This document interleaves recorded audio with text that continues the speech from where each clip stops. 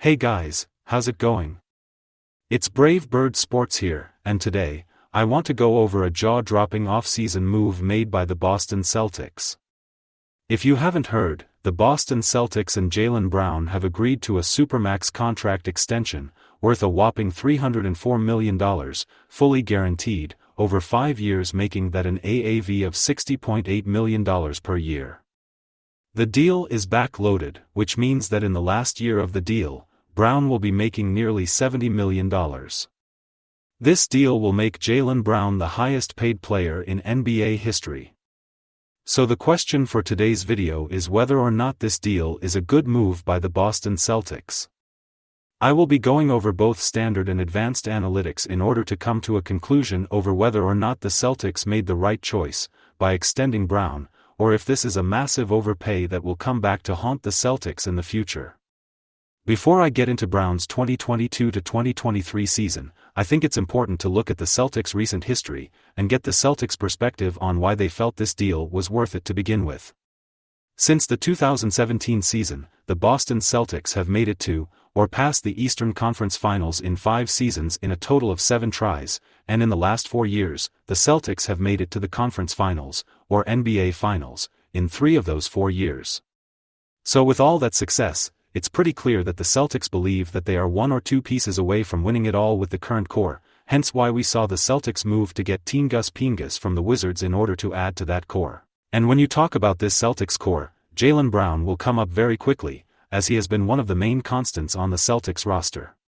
So I can understand the Celtics' willingness to keep Brown on the roster for the future. But just because Brown has been a part of this team for a long time and is certainly a vital part of the roster, does that mean he should be kept on the team, no matter what the price is to pay? Let's take a deeper look at his 2023 season to find out. In this part of the video, I'm going to go over Brown's 2023 regular season numbers, and where they rank compared to the qualified players of the rest of the league. So let's start with Brown's per-game numbers. Jaylen Brown averages 26.6 points per game, and this is easily his best argument for why he would be worth so much money, because he ranks 9th in the entire NBA for points per game. However, as we'll get into a little more detail later when we go over more advanced metrics, points per game by itself may be a little misleading. Brown only averages 3.5 assists per game, which ties him for 67th in the NBA, and averages a respectable 6.9 rebounds per game, but that only puts him tied for 39th. His field goal percentage and free throw percentage don't do him any favors either, because with a 49.1 field goal percentage, that puts him tied for 48th, and with a free throw percentage of only 76.5%, that ranks him 89th in the NBA. Now these are very basic stats that should neither be praised nor critiqued without looking a little deeper, but these are a good start, and will give us a decent idea of where his strengths and weaknesses lie. After getting a broad idea of Jaylen Brown's per-game stats, let's take a look at some more advanced metrics to give us a better idea on the caliber of player Jaylen Brown is. Now before we get into these metrics, it's important to understand that these numbers alone don't completely define how good or bad a player is, and it seems impossible to determine just how much a player brings to the table in just a couple of numbers. So with that out of the way, let's start with player efficiency rating, or PER. For those who don't know, PER is a measure of per-minute production standardized such that the league average is 15. In other terms, this metric gives us a better understanding of who wastes the least possessions. This is not an end-all be-all stat, but it is a quick way to see how efficient a player is with the ball. So with all that being said, Jaylen Brown's PER is 19.1, which is only 4 points above league average and ranks Jaylen Brown tied for 49th in the NBA.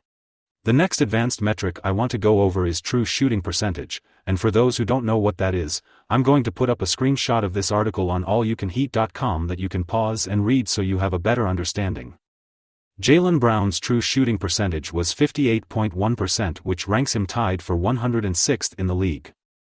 The last advanced metric I want to go over is win shares. Win shares is an overly complicated formula that does its best to calculate how many wins a player contributed to a team over the course of the season, similar to baseball's WAR statistic. Now usually comparing win shares to other players can be misleading because it very much depends on how good the team you played on was. For example, 2 exactly identical players could have different win shares depending on how many wins their respective teams had in the regular season.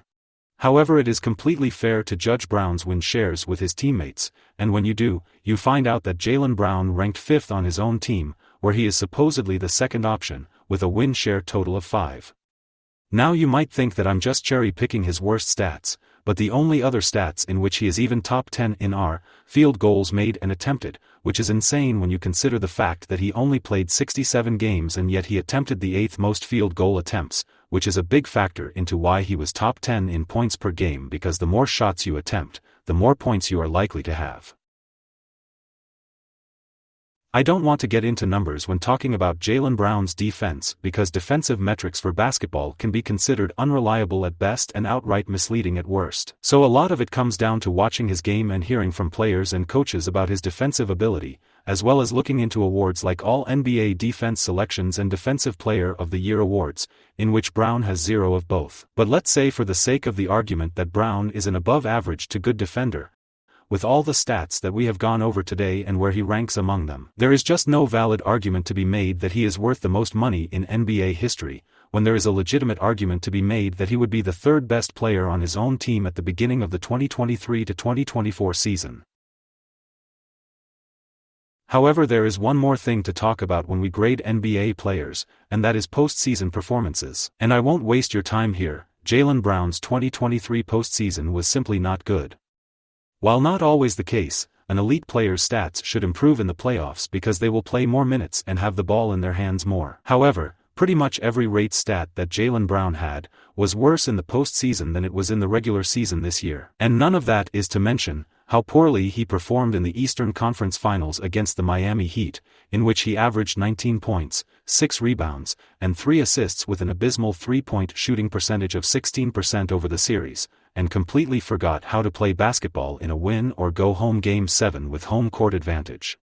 Now, for as much crap as I have given Jaylen Brown in this video, I certainly don't think he is a bad player, or do I think he is wrong for agreeing to this deal. He is just an NBA player who is trying to make money while playing the game he loves. But for the Boston Celtics, this is most likely the beginning of the end for such a talented squad.